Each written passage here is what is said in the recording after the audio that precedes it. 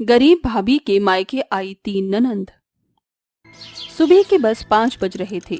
तभी गौशाला में बंदी गाय की गुहार सुनकर उस गरीब बहू गौरी की नींद टूट जाती है और वो गौशाला में आकर नाद में भूसा डाल देती है और घर आंगन लीप कर नहाकर पूजा पाठ कर लेती है। इतने में उसकी सास सुधा कमरे से बाहर आती है। अरे गौरी बहू, तू आज इतनी सुबह क्यों उठ गई? माँ जी, आज मेरी तीनों नंद घर आ रही हैं। गौरी, मैं खेत पर जा रहा हूँ। सुनो जी, आज जिया, नताशा और कीर्ति घर आ रही हैं। कुछ पैसे देते जाते, उन्हें नाश्ता पानी कराना होगा। हाँ, ये रखो गौरी। गोपाल गौरी को 100 रुपए देकर चला जाता है। गौरी के घर में घिरी गरीबी मिट्टी के कच्चे आंगन और फूस के पुराने घर से साफ झलकती थी। जहाँ फीकी पुरानी रसोई में मिट्टी का चूल्हा झोंक कर खाना बनाना हर दिन की बात थी। गौरी बनिए से राशन पानी खरीद कर घर आती है और अपनी तीनों ननंद के पसंद के पकवान बनाती है। थोड़ी ही देर में एक चमचमाती हुई गाड़ी उस गरीब बहू के चौखट पर आ रुकती है, जिसके अंदर से गौरी की 3 अमीर ननंद नताशा, जिया और कीर्ति हाई फाई सूट पहने, कंधे पर पर्स लटकाए अंदर आती हैं। आओ मेरी नंद, यहाँ बैठो, मैं तुम्हारे लिए नाश्ता पानी लाती हूँ। गरीब भाभी खुशी से भरकर घर आई अपनी अमीर ननंद के आगे नाश्ते से भरी थाली परोसती है, जिस पर कीर्ति कुरकुराते हुए कहती है, ओह गॉड, ये क्या गौरी भाभी, जमाना अमीर की सीढ़ी चढ़ रहा है मगर ये घर आज भी गरीब का गरीब ही रह गया। आज भी इस घर में जिसे पीते पुराने बर्तनों में ही नाश्ता परोसा जाता है। हमारे ससुराल के किचन में कई सारी इम्पोर्टेड क्रॉकरी प्लेट्स हैं। रहने दे कीर्ति, हमारे घर से भाभी के घर का मैच मत कर। हमारे ससुराल का हाई क्लास स्टेटस है। घर आए मेहमानों की खातिर करना किसे कहते हैं, ये तो हमारी गरीब भाभी ने देखा कहाँ है। इस घर में तो आज भी इस गरीब वाले ग्लास में पानी मिलता है और ये 2 कौड़ी के प्लेट में सस्ता सा नाश्ता, जिसमें ये 5 रुपए वाले नमकीन के पैकेट और ये बकवास सा बिस्किट मिलता है। अपनी तीनों अमीर नंद के मुंह से गरीबी का तीखा ताना सुनकर उस गरीब भाभी की आंखें भर आती हैं, जिसे खटिया पर बैठी बूढ़ी गरीब दादी हीरामणि सुन रही थी। अब बस भी करो, ये क्या तुम तीनों ने आते ही अमीरी गरीबी की रट शुरू कर दी। हीरामणि के बोलने पर तीनों घमंडी ननंद नाक सिकोड़ कर नाश्ते का एक निवाला खा लेती हैं। तभी गौरी उनकी कड़वी बातों को भूल कर कहती है, क्या हुआ मेरी प्यारी नंद, तुमने सही से नाश्ता भी नहीं किया? वो क्या है ना गौरी भाभी, ये 2 कौड़ी का नाश्ता हमें डाइजेस्ट नहीं होता। माँ कहाँ है? कमरे में है, चलो। तीनों ननंद सीधे अपनी माँ सुधा के पास आती हैं। तभी जिया घर की बिगड़ी हालत को घूर घूर कर देखते हुए बोलती है, ओह गॉड माँ, आखिर इस घर की हालत कब बदलेगी? डैडी और भैया करते क्या हैं? जिया बेटी, वो दोनों तो दिन रात मेहनत कर रहे हैं मगर खेत की फसल कुछ खास नहीं हो रही। साल भर में जो फसल होती है उसे बेचकर जो पैसे मिलते हैं वो घर खर्च में ही खत्म हो जाते हैं। माँ, मुझे बोलना तो नहीं चाहिए मगर घर की ऐसी बदतर हालत की जिम्मेदार भाभी हैं। मगर कीर्ति, मैंने क्या किया? प्लीज भाभी, इतनी भी भोली मत बनो। घर की बढ़ोतरी बहू से जुड़ी होती है। मुझे तो भाभी के लक्षण ही ठीक नहीं लगते। जब से घर में भाभी के पैर पड़े हैं तब से घर गरीबी के दलदल में धंसता जा रहा है। और एक हम तीनों को देखो, हम इतने बड़े घर की बहू हैं। बस करो तुम तीनों, आज तुम तीनों बड़े घर की बहू बनकर घमंड से भर गई हो, इसीलिए शायद अपनी भाभी के उपकारों को भूल गई हो कि तुम्हारा घर उसी की बदौलत बसा है। बस करो माँ, हम पर किसी का कोई एहसान नहीं। जिया, कीर्ति, चलो, आज इसी वक्त हम तीनों नंद इस घर से सारे रिश्ते तोड़ती हैं। अपनी तीनों ननंद को घर से जाता देखकर गरीब गौरी रोते हुए उन्हें रोकती है। नताशा, कीर्ति, जिया, ऐसे ना जाओ। देखो तुम्हारी भाभी ने तुम्हारे लिए कितना सब बनाया है। देखो मालपुए पसंद है ना तुम्हें, ये लो खाओ। नहीं खाना हमें ये, क्योंकि अब ये गया गुजरा गरीबों वाला खाना हम तीनों को पसंद नहीं। चलो कीर्ति और जिया। घर से जाते वक्त जिया जानबूझकर अपनी सैंडल से गरीब भाभी का पैर कुचल देती है, जिससे गौरी दर्द से मचलकर जमीन पर बैठकर फूट फूट कर रोने लगती है। सुधा बहू को चुप करा। चुप हो जा गौरी बहू, तेरी तीनों नंद नहीं जानती कि वो तेरी गरीबी का ठट्ठा नहीं उड़ा रही बल्कि अपने मायके की हंसी उड़ा रही हैं। माँ जी बस दुख इस बात का है कि अपनी जिन तीनों नंद को खुशहाल जिंदगी देने के लिए मैंने अपना सब कुछ न्यौछावर कर दिया, आज वो बदल गई।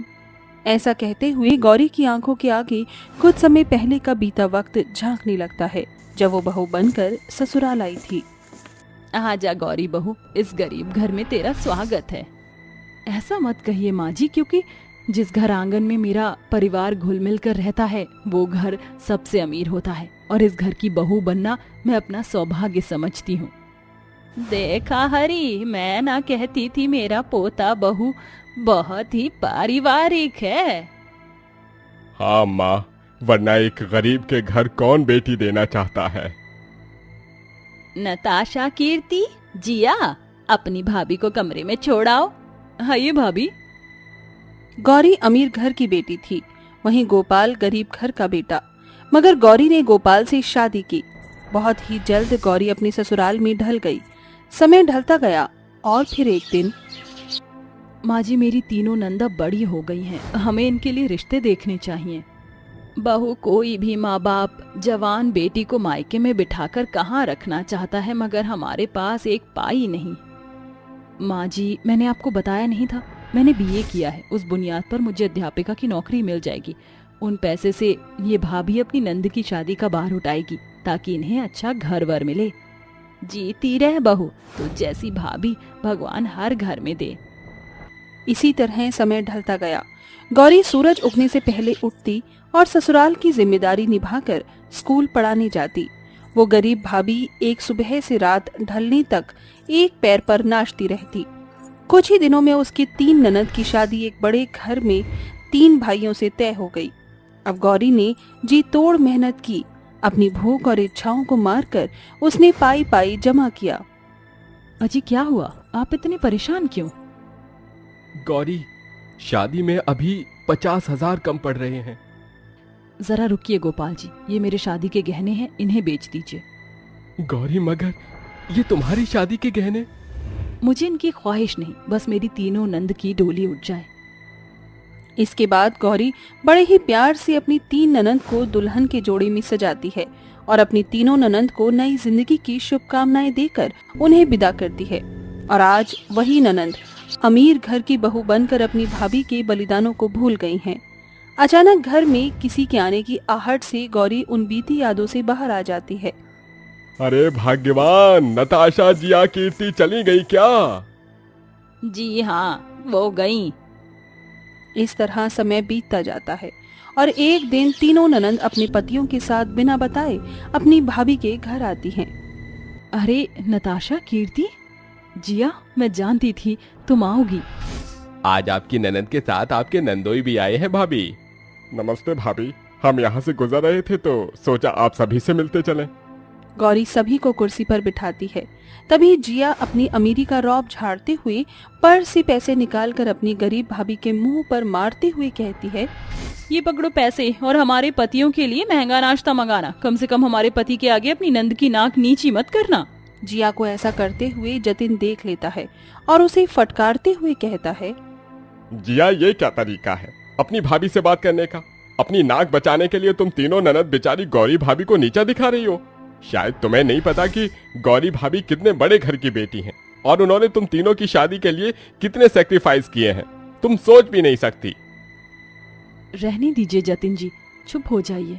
अपनी गरीब भाभी के किए त्याग को याद करके तीनों घमंडी नंद का सर झुक जाता है और उनकी आंखों के आगे गरीब दिनों के बुरे पल उभर आते हैं। हमें माफ कर दीजिए गौरी भाभी, इतने बड़े घर की बहू बनने के बाद हम भूल ही गई थी कि कभी हम गरीब घर की बेटियां थी। हाँ भाभी, हमने आपको गरीब और न जाने कितना बुरा भला कहा। नताशा, जिया, कीर्ति, तुम तीनों चुप हो जाओ। तुम्हें पता है ना तुम्हारी भाभी तुम्हें रोते हुए नहीं देख सकती। जो हुआ उसे भूल जाओ। तुम आज भी इस घर का हिस्सा हो और इस भाभी के दिल का टुकड़ा हो। और फिर नंद भाभी के रिश्ते में ऐसी खट्टी मीठी नोक झोंक तो होती ही रहती है। ऐसा कहकर आखिर में गौरी सारे गिले शिकवे मिटाकर अपनी तीनों ननंद को गले से लगा लेती है और उस दिन तीनों अमीर ननंद के मन से अमीरी का घमंड मिट जाता है और वो जब कभी अपने घर आती तो वो सुनहरा वक्त अपनी भाभी के साथ घुल मिलकर बिताती। करमजली मेरे बेटे को तो खा गई, अब मुझे भी भूखे मारना चाहती है। क्या कर रही थी अब तक? माँ जी, वो मैं बर्तन मांज रही थी। सुन लो माँ, महारानी इतने घंटों से बर्तन घिस रही थी, खाना क्या दिन ढलने के बाद बनेगा? माँ जी मुझे थोड़ी देर दे दीजिए, मैं खाना बना देती हूँ। ठहर जा, आज से तू किचन में कदम नहीं रखेगी, तुझे आंगन में बने चूल्हे पर खाना बनाना है। शीला के कहने पर विधवा बहू धूप भरी गर्मी में आंगन में बैठकर खाना बनाने लगती है। चूल्हा फूंकते फूंकते बेचारी बहू अपनी बुरी किस्मत पर फूट फूट कर रोते हुए कहती है, क्यों अर्जुन, आप मुझे छोड़कर क्यों चले गए? शीला ने अपने बेटे अर्जुन की शादी संगीता से की थी, मगर शादी का साल लगने से पहले अर्जुन की मौत हो गई, जिसके साथ संगीता की खुशियां उससे छिन गई। वहीं निवेदिता और शीला का मन संगीता के लिए खटास से भर गया और वह अर्जुन की मौत का जिम्मेदार संगीता को ठहराती है और उस पर अत्याचार करती। अरे ओ करमजली, तेरा खाना बना नहीं? बस बन गया माँ जी, लाई। बहू जल्दी से अपनी सास और ननद को खाना परोसती है। खाने का एक निवाला खाते ही घमंडी निवेदिता बहू को घूरते हुए खाना थूक कर कहती, आ तू क्यों भाभी आंखें बंद करके खाना बनाया था? सभी में कंकड़ पत्थर भरकर लाई हो। अपनी बेटी की बात पर भरोसा करके शीला बड़ी ही बेरहमी से बेचारी बहू के बाल खींचकर उसे मारने लगती है। नास पीटी कामचोर करमजली, किसी काम की नहीं है तू, मेरे बेटे को तो खा ही गई, अब ये कंकड़ वाला खाना खिलाकर हमें भी मारना चाहती है। माँ जी मुझे मत मारिए, मैंने जानबूझकर कुछ नहीं किया। अब मैं तुझ विधवा को इस घर में एक पल नहीं रहने दूंगी। अत्याचारी शीला बड़ी ही सख्ती से बहू को घसीटते हुए घर से बाहर निकालने लगती है। तभी बहू गिड़गिड़ाते हुए बोलती है, माँ जी मुझे इस घर से मत निकालिए, इस घर आंगन में अर्जुन की यादें हैं, मुझे उनकी यादों से दूर मत कीजिए, मैं आगे से कोई गलती नहीं करूंगी। ठीक है, मगर आज के बाद तूने छोटी से छोटी सी भी गलती की तो वो दिन इस घर में तेरा आखिरी दिन होगा। उस दिन के बाद से विधवा बहू की जिंदगी और भी बदतर बन गई। उसे सूरज उगने से पहले उठना पड़ता। बेचारी बहू का सारा दिन सास और ननद के इशारों पर नौकरों की तरह नाचते हुए बीतता। एक दिन शीला और निवेदिता ढेर सारी खरीदारी करके घर लौटती। निवेदिता, कल तू नीले रंग का सूट पहनना और अच्छे से तैयार होना। माँ जी, निवेदिता को देखने लड़के वाले आ रहे हैं क्या? हाँ आ रहे हैं, और तू कान खोलकर सुन। अपना ये मनहूस मुंह लेकर लड़के वालों के सामने मत आना। मैं नहीं चाहती कि तुझ विधवा अपशगुनी के कारण मेरी बेटी का घर बसने से पहले ही उजड़ जाए। जा जाकर खाना बना। अपनी सास के तीखे ताने सुनकर बेचारी बहू अपने कमरे में आकर बिलक बिलक कर रोती है और अगले दिन सुबह सुबह उठकर साफ सफाई करके सारा खाना तैयार करती है। इतने में कादम्बरी अपने बेटे राजीव के साथ आती है। आइए बहन जी, निवेदिता बेटी, सभी को चाय पिलाओ। जी माँ। अपनी ननद को लड़के वालों का स्वागत करता हुआ देखकर विधवा बहू की आंखों के आगे अपनी पुरानी यादें झांकने लगती हैं, जब शीला अर्जुन और निवेदिता के साथ संगीता के घर गई थी। संगीता पल के झुकाए शीला के सामने बैठी थी। तभी शीला ने कहा, बहन जी मुझे जो सवाल पूछना था मैंने पूछ लिया। मुझे आपकी बेटी पसंद है, एक बार अर्जुन और ये अकेले में बात कर ले। जी जरूर बहन जी। ये सुनकर संगीता सहम सी गई। तभी अर्जुन प्यार भरी नजरों से संगीता को देखते हुए बोला, माँ मुझे संगीता पसंद है, हमें अकेले में बात करने की जरूरत नहीं है। इसके बाद शीला संगीता को चुन्नी चढ़ाकर उसके हाथों में शगुन और श्रृंगार की थाली देती है, जिसे देखकर संगीता की आंखों में खुशी के आंसू भर आते। अचानक संगीता की आंखों से आंसू छलक जाते हैं और वह उन यादों से बाहर आ जाती है, जहां उसकी ननद की होने वाली सास कादम्बरी उसे देखकर खुशी से कहती है, समधन जी अब तो आपकी बेटी ही मेरे घर की लक्ष्मी बनेगी, ये रिश्ता पक्का रहा, अब इजाजत दीजिए। ढलते दिनों के साथ शादी की तैयारियां शुरू हो जाती हैं, जहां घर में शादी की बधाइयां बजना शुरू हो जाती हैं, मगर विधवा होने के कारण शीला अपनी बहू को कमरे से बाहर आने पर भी पाबंदी लगा देती है और शादी की शुभ घड़ियां पहुंचती है। ससुराल का पूरा घर आंगन लाल रंग में घुल मिल रहा था।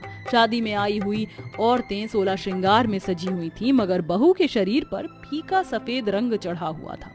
संगीता अपनी ननद के कमरे में आती है, जहाँ निवेदिता दुल्हन के जोड़े में सजी हुई बैठी थी। तुम यहाँ मेरे कमरे में क्या करने आई हो? आज मेरे लिए इतना बड़ा दिन है और तुम अपना विधवा मुंह लेकर मेरे पास आ गई। अब क्या मेरी खुशियां भी खाकर मानोगी? मेरी प्यारी ननद, नाराज मत हो, मैं चली जाती हूँ। बस मेरा मन हमेशा से था कि मैं तुम्हें शादी के जोड़े में देखूं, बस इसलिए देखने आई थी। मैं कहती हूँ जाओ यहाँ से। घमंड से भरी निवेदिता विधवा भाभी को उसे धक्का दे देती है, जिस कारण संगीता का सर दीवार की खुरचन से लग जाता है और उसके सर से खून बहने लगता है। इतने में वहाँ शीला आती है। बेटी तू तैयार हो गई? तो चल, बारात आ चुकी है। ये विधवा तेरे कमरे में क्यों आई थी? निवेदिता बड़ी चालाकी से अपनी माँ के सामने घुमा फिरा कर बात रखती है। अरे एकदम अच्छा किया तूने जो सब शुगनी को खुद को छूने ना दिया। विधवा का परछावा पड़ना होने वाली सुहागन के लिए अशुभ होता है, और मैं तो कहती हूँ इस निगोड़न के शरीर का सारा खून निचुड़ जाए। चल। ऐसा कहकर अत्याचारी सास ननद बेचारी विधवा बहू को मार डालने के मंसूबे से उसे कमरे में बंद छोड़कर चली जाती हैं, और 7 फेरों के बाद निवेदिता अपने ससुराल आ जाती है। आज मेरी नई नवेली बहू अपने शुभ हाथों से इस हल्दी का छाप दरवाजे पर छोड़ दे और कलश गिराकर गृह प्रवेश कर। जी माँ जी। इस तरह ससुराल में निवेदिता की पहली रात बीतती है। अगले दिन पगफेरों की रस्म के लिए वह अपने पति के साथ मायके आई। प्रणाम माँ जी। दामाद जी आ गए? हाँ बैठिए। माँ जी, ये माँ ने आपकी और संगीता भाभी के लिए साड़ी भेजी है, ये लीजिए। संगीता अपनी ननद और उसकी पति का स्वागत करती है। तभी उसे अपनी गुजरी यादें याद आती हैं। शादी के बाद संगीता का ससुराल में पहला दिन था और वह अपनी सास के पांव छूती है। प्रणाम माँ जी। सदा सुहागन रहो बहू। माँ देखो ना, 16 सिंगार करके मेरी भाभी कितनी प्यारी लग रही है, कहीं इन्हें किसी की नजर न लग जाए। अपनी ननद को आपकी नजर उतारने दो भाभी। फिर निवेदिता मुट्ठी भर कर लाल मिर्च से उसकी नजर उतारती है। वहीं सास भी बहू की बलाइयां लेती है, मगर एक अर्जुन के जाने के बाद सास और ननद का नाता एकदम बदल गया। अरे ओ विधवा, ऐसे आंखें गड़ा कर क्या देख रही हो? मेरे भैया को निगल कर तेरे कलेजे को ठंडक नहीं पड़ी क्या, जो मेरे पति के पीछे पड़ी हो? मेरी प्यारी ननद, मैं क्यों चाहूंगी कि मेरी ननद दुख सहे। भगवान करे तुम्हारी मांग का सिंदूर हमेशा बना रहे। फिर निवेदिता ससुराल लौट आई। वक्त के साथ निवेदिता की शादी को 1 साल होने को आ गया। निवेदिता माँ बनने वाली है। उसकी दुनिया खुशी से भरी हुई है, मगर फिर वक्त ने बुरी करवट ली और राजीव की मौत हो गई, जिस पर कादम्बरी ने निवेदिता को घर से निकाल दिया। माँ जी, मुझे घर से मत निकालिए। अरे जब मेरा राजीव नहीं रहा तो मैं तुझ अपशगुनी को अपने घर में क्यों रखूं? मेरे बेटे को खा गई डायन, दूर हो जा मेरी नजरों से। निवेदिता के लिए ससुराल के दरवाजे बंद हो गए और वो रोते हुए मायके जाने लगी और खुद में सोचने लगी, राजीव के चले जाने में मेरी क्या गलती थी जो मेरी सास ने मेरे साथ ऐसा किया। ऐसा बोलकर निवेदिता फूट फूट कर रोने लगी। तभी उसकी आंखों पर संगीता के साथ हुई ज्यादतियां उभर आईं। घर आकर निवेदिता ने रोते हुए अपनी माँ के आगे सारी बात रखी। माँ, राजीव नहीं रहे और मेरी सास उनकी मौत का जिम्मा मुझे ठहरा रही है, इसलिए उन्होंने मुझे घर से निकाल दिया। मगर दामाद जी की मौत में तेरी क्या गलती? मैं उनसे बात करूंगी। माँ, भैया की मौत में भाभी की भी क्या गलती थी? हमने भाभी के साथ बहुत बुरा किया, उनकी जिंदगी को दुख से भर दिया। भाभी मुझे माफ कर देना, शायद ये मेरे कर्मों का फल है जो मेरे सर पर आ पड़ा और मैं भी सफेद रंग में खड़ी हूँ। ऐसा ना कहो निवेदिता, बीती यादें चुभन के सिवा कुछ नहीं देती। चुप हो जाओ। माँ जी और मैं तुम्हारी सास से बात करेंगे, उन्हें समझाएंगे। अगले दिन शीला और संगीता निवेदिता के ससुराल गई, मगर कादम्बरी जिद पर अड़ी रही। उसने निवेदिता को घर में रखने से मना कर दिया। ऐसे में संगीता ने अपनी सास और ननद की जिम्मेदारी उठाई और उनका पेट पालने लगी। वह निवेदिता के खाने पीने का खूब ख्याल रखती, यहाँ तक कि अपने आगे का निवाला भी उसे खिलाती। अपने विधवा बहू को अपनी बेटी को अपनों से बढ़कर मानता देखकर शीला का मन पछतावे से भर गया और वो बोली, मुझे माफ कर देना बहू, मैंने तेरे साथ गलत किया और तुझे अपशगुनी और न जाने क्या कहा। माँ जी, जो बीत गया उसे जाने दीजिए, अब हम तीनों साथ रहेंगे। उस दिन के बाद से शीला अपनी विधवा बहू और बेटी के साथ बिना फर्क किए रहने लगी।